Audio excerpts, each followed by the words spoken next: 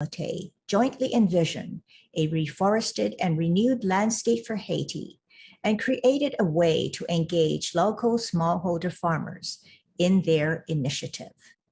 This concept, called tree currency, provides farmers with seeds, tools, and agricultural training to increase their farm yields in exchange for planting trees. The program supports smallholder farm families and gives equal engagement to husbands and wives. There are more than 2.5 billion smallholder farmers in developing countries around the world. That is 1/3 of the world's population. The concepts developed in Haiti can be adapted and introduced to other developing countries with the potential to significantly increase food security and well-being worldwide.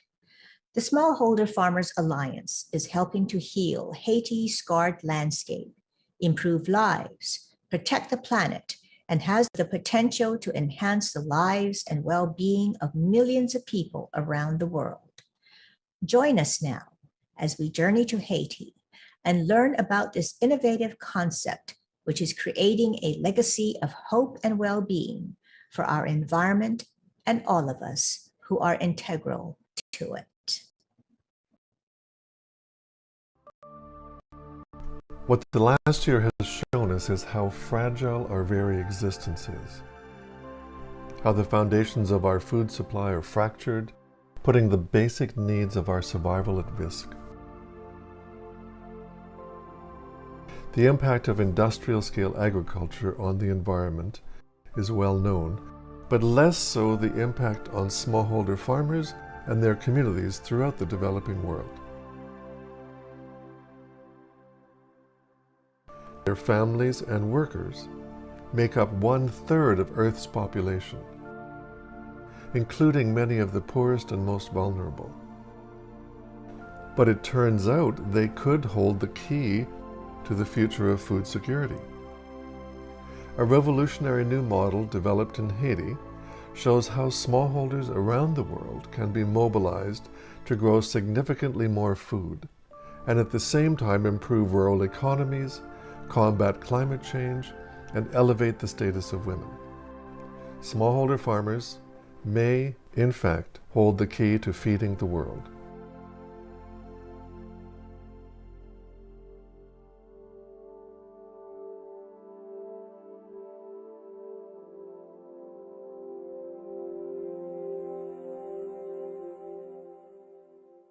When you look at the history of Haiti, you realize that this little country was in the crosshairs of global power struggles. You take the example of rice.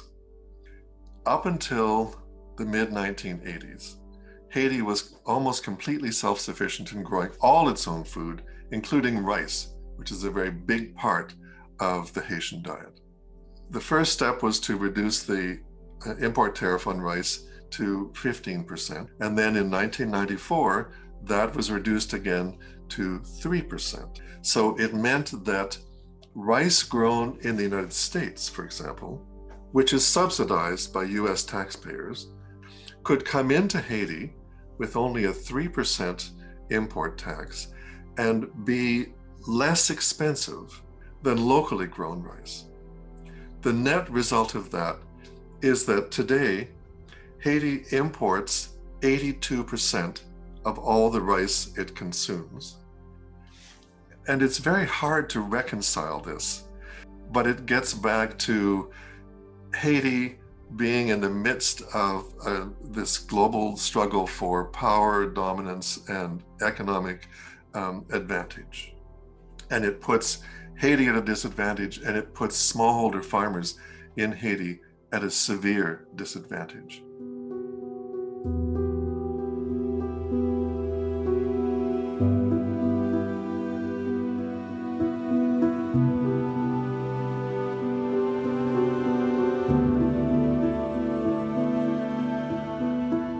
When you look at Haiti, most people would not know that it was once the richest place on earth. And that's not an anecdotal reference. It generated more income per square mile than any other place in the world when it was under the colonial auspices of the French. And that was a slave economy, no question about that. But it went from being the richest place on earth to its current circumstances, largely due to external influences. For example, when it became the first successful and only successful slave revolt to result in a new country, then many countries around the world isolated it, including the United States. France claimed to own the people. They said that the revolution robbed them of that property, and so the Haitian people had to pay for themselves. In order to do that, they had to take out large loans. The last interest payment was made in 1949. So you had this long period of over a century when, one of the most egregious acts of racism undermined the ability of a country to establish an independent economy.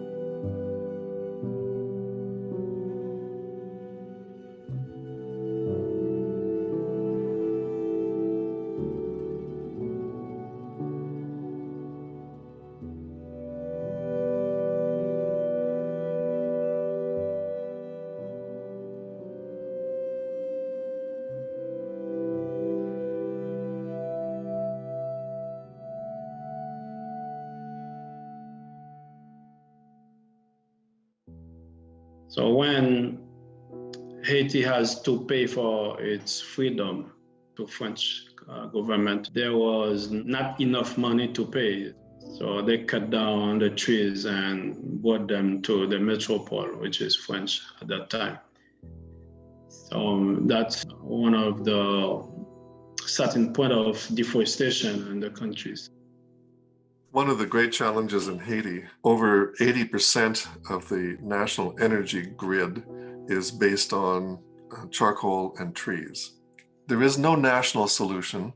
The only thing that we can do as the Smallholder Farmers Alliance is to change the culture. Alors, tout autant que le pays Haïti pas reboisé, ou pas un environnement qui est en santé, ou pas aucun projet de développement durable non plus. Parce qu'on a fait un bel pont là, et puis on a tête monde qui dégrade à côté pour envoyer de l'eau venir descendre, et puis pour un pont en moins que 10 minutes. Donc on investit $1 million US et pour perdre dans 10 minutes. Vaut mieux qu'on résoudre le problème qui cause ça. Nous voulons l'autre Haïti, on l'autre pays. Si nous avons pris tant de changement pour demain. Un changement qui ne va pas venir pour aujourd'hui avec demain, mais un changement durable. Timote and I met in 2009, and we were both passionately interested in planting trees in Haiti. My background is on agronomy. I'm agronomist by training. My inspiration comes from seeing Haitian farmers fighting with the land, trying to get food from agriculture, but not having any support from people who can help. I decided to help on that way and get to school and be able to help farmers in Haiti. I was very inspired by Richard St. Barbe Baker, and he became my mentor. And he was a great forester and conservationist. The work that I did learning under St. Barbe Baker's direction is that you have to figure out a way to incorporate any kind of development activity, in this case tree planting, so that it becomes part of the culture of any given region or country, because otherwise it can't live after you've moved on. I could never do what Timote does to have garnered the support and respect and recognition by farmers in terms of how they see him as a natural leader. And conversely, informed by that experience, I can then help to sell the idea and raise money. That combination we both realized was a unique one that allowed us to form a collaboration, form the Smallholder Farmers Alliance, and be able to completely complement one another. From the very first day, we have never had a single disagreement about anything, because we've gone through a lot of trials and tribulations, along the way. We've been able to navigate all of that successfully. We identified ourselves by our interest in trees, but we also identified ourselves in terms of our spiritual anchors. In Timote's case, his Christian faith. In my case, my Baha'i faith. As Christians, I am really doing my best to please not only the people, but to please God. So the spiritual values are really helpful to me in this fight for development in Haiti. We came to realize that there were common spiritual values we both drew on. If I'm responding to my own faith tradition and recognizing humanity as a whole, and that I'm connected to that whole, then I can't stand by and watch huge segments of that family suffering. And that's how Timote and I are able to draw on our respective faith traditions and do a service together.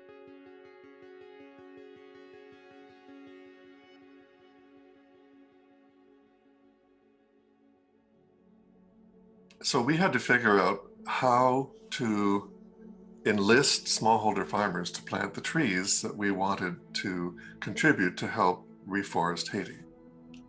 Our first approach was to say to the farmers, if we grow the trees in nurseries and give them to you, will you plant them? Because they'll be free and it'll be great for the environment. And they basically said no. They were, overwhelmed in dealing with just being farmers in a very complicated environment. So then we had to figure out, well, could we maybe pay for them to grow the trees? But our initial corporate sponsor, the Timberland Shoe Company, said that's not a very good model, because what happens when the organization stops and our sponsorship stops? Where will that leave the farmers? Development for a sustainable world cannot be based on dependency, but on coelevation. So Timote and I then began meeting with smallholder farmers, and we asked them, what do you need to farm more effectively? And it came down to three things: better quality seed, better quality hand tools to work the land, and that they needed help to improve their basic agricultural operations. So we said, would you then be willing to grow trees in nurseries that we set up if, in exchange, we provided the three things you identified that you most needed? Then the farmers were very happily ready to take part. And this is where the basic concept of tree currency came from. It created a different dynamic than if we were giving them the trees for free. The farmers became independent agents.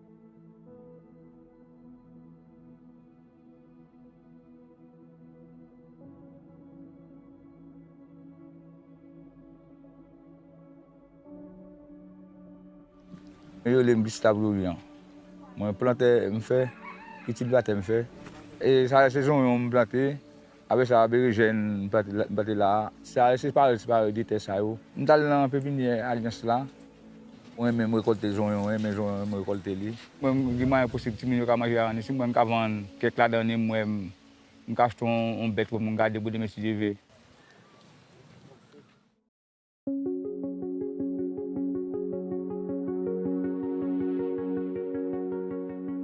Traditionally, Asian families give more chance to men than women. In our project, we want women to share the power decision equally with men.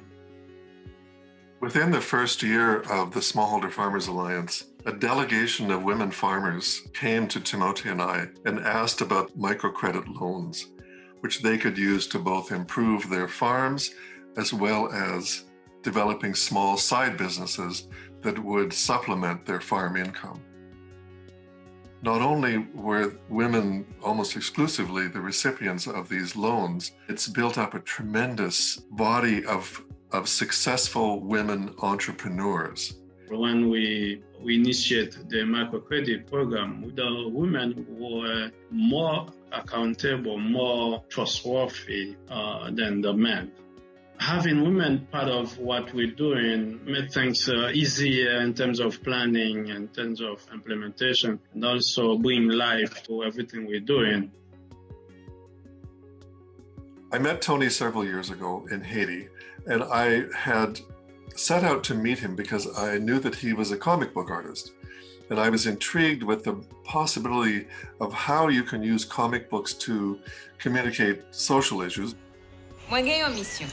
C'est planter pied bois, poter coller ak ti paysan, et puis bay égalité femme ak garçon bourrat.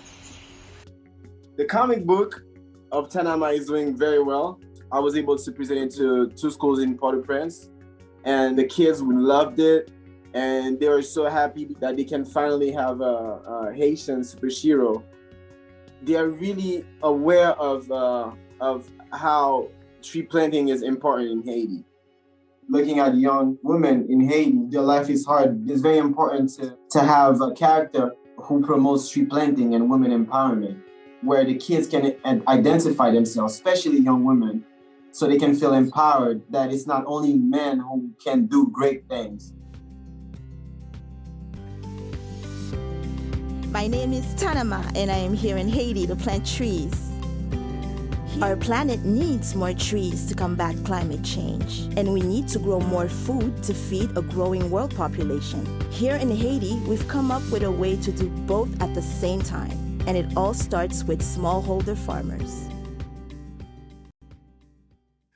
One of the most interesting things that's going on at the moment in agriculture worldwide is the emergence of the regenerative movement.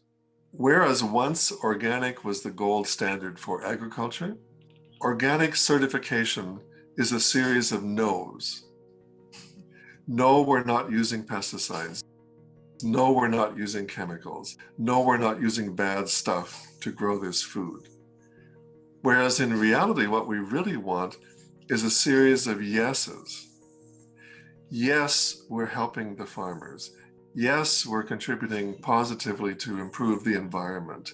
Yes, we're helping to encourage women's participation in agriculture. That's what regenerative represents.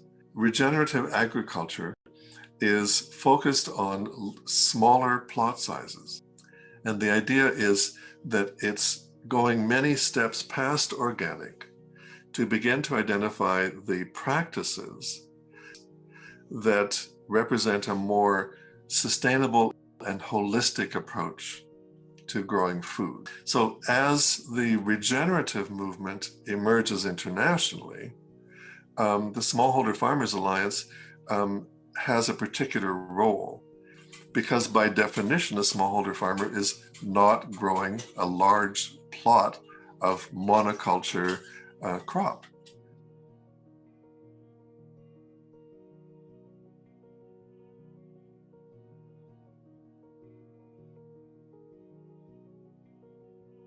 We set out to develop an app that would allow us to track and measure the impact of an individual farm, starting with cotton, but no matter what crop they're growing.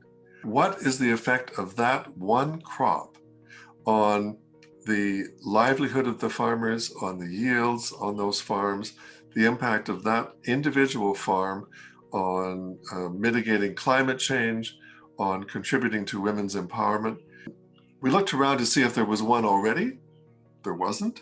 And so working with Columbia University, and now more recently, a partnership with a Silicon Valley group called the Lydian Group, we've actually been able to develop an app that can tell you these things. But at the same time, the farmers themselves are selling data which becomes the equivalent of a new farm product. And now we're standing on the cusp of creating a new type of supply chain that will measure the social and environmental impacts of agricultural products with new generation digital tools. So it's all very exciting. And if you imagine as a consumer walking into a timberland store, you know, the end game here is that as a consumer you could go and scan a hang tag, and then your phone would call up information about who grew the cotton and where. And it would not only reflect that, but it would also reflect the impact on farmers and their families. It would reflect the organic protocols used in growing the cotton, the impacts on the environment and food security, on the communities and the empowerment of women. That's a lot of information, right, to get through your phone, but you could imagine a video that could communicate that very powerfully and with a rich sort of story behind it to give consumers a taste of what's possible.